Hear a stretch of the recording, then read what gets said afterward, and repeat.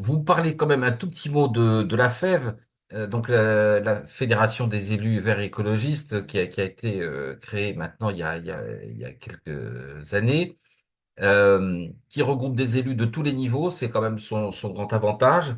Donc à la fois des élus municipaux, jusqu'à nos parlementaires, des élus départementaux, régionaux, ce qui nous permet aussi d'échanger. On a une structuration qui nous permet d'échanger, notamment avec les parlementaires, lorsqu'il y a des lois qui peuvent concerner les collectivités locales. Sur le site, vous pouvez trouver effectivement un certain nombre de fiches, et puis nous avons aussi un forum d'échange, puisque l'intérêt de cette fédération, qui n'a que un salarié et demi, même s'ils sont merveilleux, ils ne suffisent pas. Et donc, il y a tout un processus d'échange entre les élus, avec un système de forum. Et donc, évidemment, on vous invite, dès que vous le pouvez, à adhérer. Je vais laisser tout de suite la parole à Catherine, qui doit commencer. Donc, bienvenue à toutes et à tous. Vous dire que vous êtes utile à notre démocratie locale. Dans l'opposition, dans la minorité, vous n'avez pas à avoir de complexe. Donc, débarrassez-vous de vos complexes, de sentiments d'infériorité par rapport au maire ou à des élus de la majorité. Le maire, c'est pas votre patron. Voilà, vous n'êtes pas dans une entreprise, vous n'êtes pas dans un service où il y aurait un chef. Le maire, il a certains droits, certains pouvoirs, mais vous aussi, vous devez dès le départ marquer votre place et la prendre. Vous représentez effectivement une partie de l'électorat, vous êtes complètement légitime dans ce conseil municipal. Vous n'êtes pas plus nul que les autres, vous êtes une partie de l'électorat. L'opposition, comme c'est écrit, c'est en conseil municipal proposer, surveiller, contester et s'exprimer.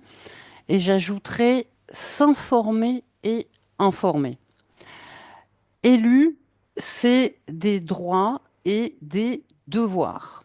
Tout d'abord, vous avez des droits vis-à-vis de votre employeur.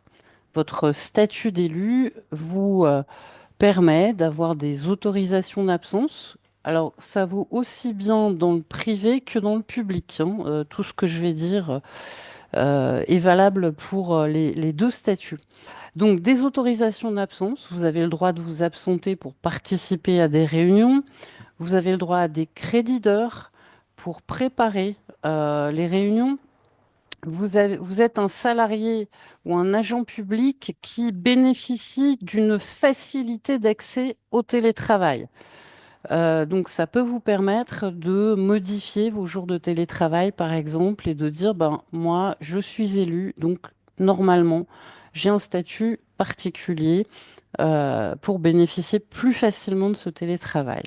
Il y a une petite nouveauté depuis décembre 2025, c'est qu'il a été introduit un label employeur partenaire de la démocratie locale. Alors, c'est tout nouveau. Euh, L'idée était que, comme pour les pompiers volontaires, ces entreprises puissent se valoriser d'un statut qui facilite la démocratie locale en donnant quelques facilités à ses employés pour exercer un mandat d'élu. Enfin, autre chose, vous avez un statut qui est identique à un représentant syndical.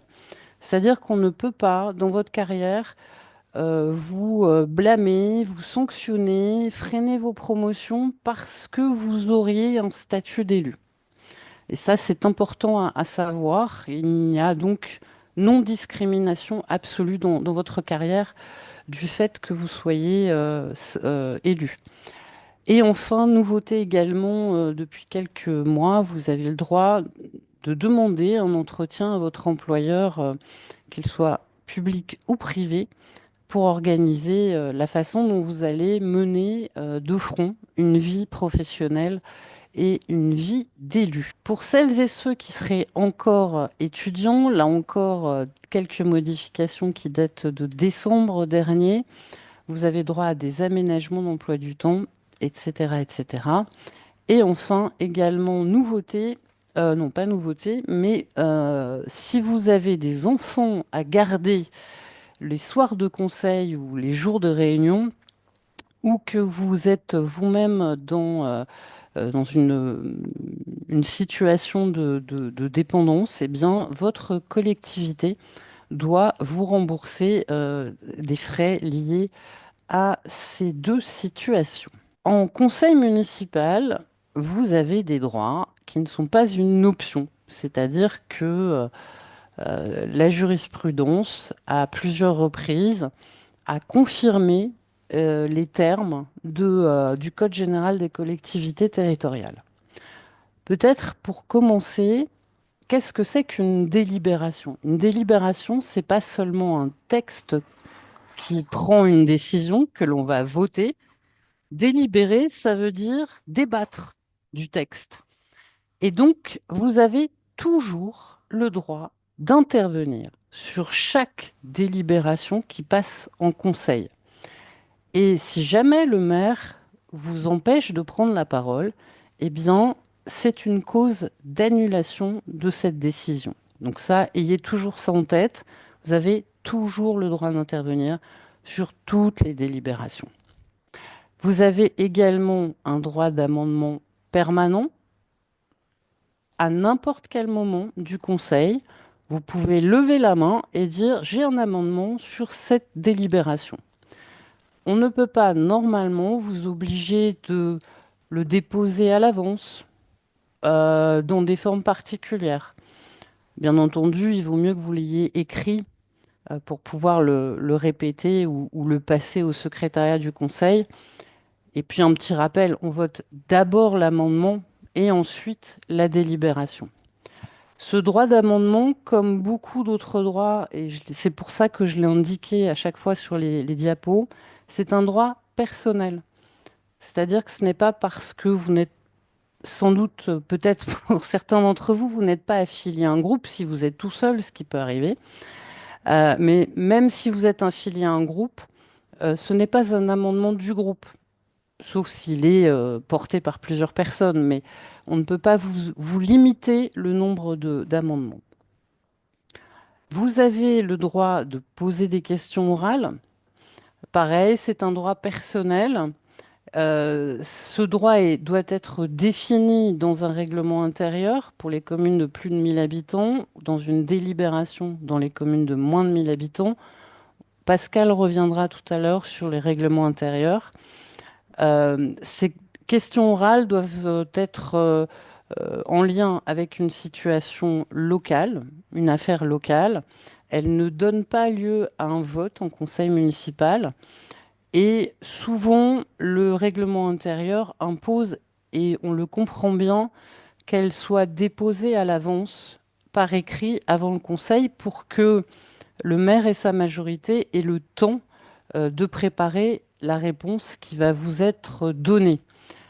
Petite précision, pour la jurisprudence, le dépôt de ces questions, un jour ça va avant le conseil, 2 jours ça va avant le conseil, mais 3 jours avant le conseil, ça a été jugé un délai trop long par la jurisprudence. Donc regardez bien dans votre règlement intérieur ce qui est aujourd'hui prévu et ce que vous pouvez négocier dans le futur règlement intérieur.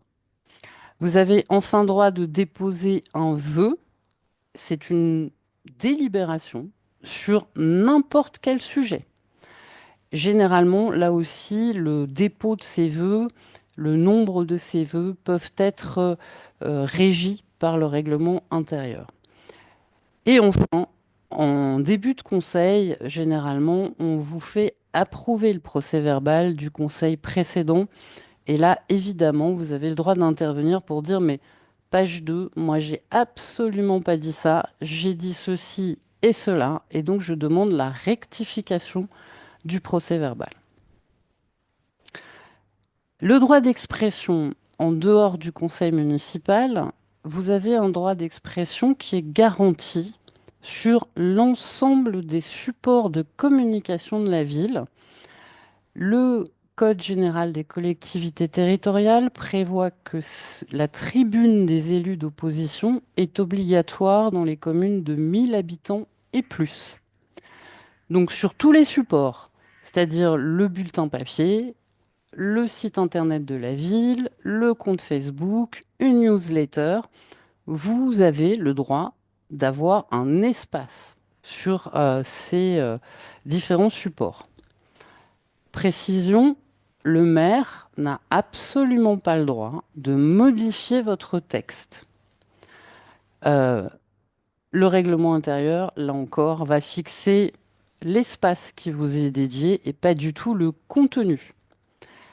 J'attire cependant votre attention de façon prudentielle sur tous les propos qui pourraient être jugés injurieux ou diffamatoires dans votre tribune. Là, on est sur le droit de la presse, c'est-à-dire que le maire, qui est souvent rédacteur en chef du bulletin municipal ou responsable de la publication, euh, va laisser passer votre texte puisqu'il ne peut pas le censurer. Par contre, et pardon de l'expression, si vous traitez quelqu'un de connard ou autre, eh bien, vous encourez des poursuites devant les tribunaux. L'autre droit qui est très très important, c'est que de façon personnelle, là encore, vous avez droit à connaître toutes les informations des affaires de la commune qui font l'objet d'une délibération. Vous pouvez demander tout un tas de pièces annexes qui sans doute existent, par exemple des contrats, les études qui ont été réalisées. Tout ça, on doit vous les fournir pour éclairer la décision qui va être prise. Donc il vous suffit généralement de faire un mail au directeur général des services, copie le maire, pour demander ces pièces avant le conseil municipal. La délibération dans les communes de plus de 3500 habitants doit être accompagnée d'une note de synthèse qui explicite, qui éclaire la délibération, qui redonne le contexte, ou qui donne la situation antérieure et qui explique vers quelle situation ce texte va amener. Ensuite, autre point d'attention important, vous avez sans doute eu vos premiers conseils municipaux avec une délibération qui fixe une trentaine de sujets qui ont été délégués depuis le conseil municipal vers le maire tout seul. Ces délégations au maire, en règle générale, elles font l'objet d'une information en toute fin de conseil. Vous allez les voir dans les points à l'ordre du jour. On va vous donner une liste de décisions avec un numéro et puis un intitulé qui n'est pas toujours très éclairant. Par exemple, arrêté numéro XX ou décision XX, euh, donnant convention de louage. Bon, à qui est-ce qu'on a loué? On ne sait pas. Dans quelles conditions? On ne le sait pas. Là encore, avant le conseil municipal, vous avez le droit de demander l'ensemble des pièces relatives à cette décision. Et souvent, dans ces décisions, on trouve des sujets assez intéressants, donc je vous invite à le faire. Si jamais on vous refuse une communication de pièces, là encore, la délibération est susceptible d'être annulée par le tribunal administratif. Donc, c'est un moyen de pression. Donc, vous avez fait un mail, on ne vous a pas donné la pièce, vous êtes réintervenu peut-être en commission avant le conseil pour redemander les documents, on ne vous les fournit toujours pas. Le jour du conseil, vous refaites la même demande oralement en disant j'ai demandé à avoir telle et telle pièce, on me les a pas fournies. Et puis, ben, en fait, on vous répond pas ou on vous envoie un peu paître. Eh bien, tout ça, vous le notez scrupuleusement et vous pouvez donc faire annuler la délibération pour faute d'informations suffisantes à éclairer la décision. Attention à vous, une délibération, tant qu'elle n'a pas été votée par le conseil municipal, n'est pas communicable. C'est-à-dire que vous ne pouvez pas la publier ou alors vous la publiez en disant c'est une délibération que l'on va voter au conseil. Faites attention aux projets de délibération et aux délibérations elles-mêmes qui sont par la suite donc transmises au préfet pour contrôle de légalité.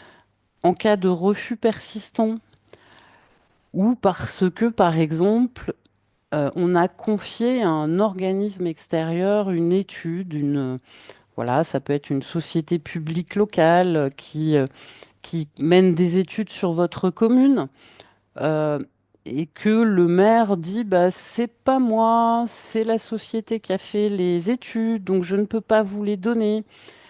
Eh bien, c'est un document administratif puisqu'il a été réglé sur les fonds publics de la commune.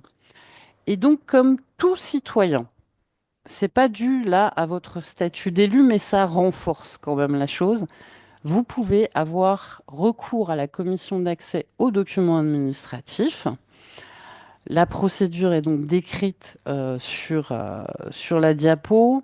On fera éventuellement peut-être un focus plus écrit là-dessus, mais c'était pour vous dire qu'on avait des moyens voilà, d'avoir accès à l'information si on vous refuse les choses.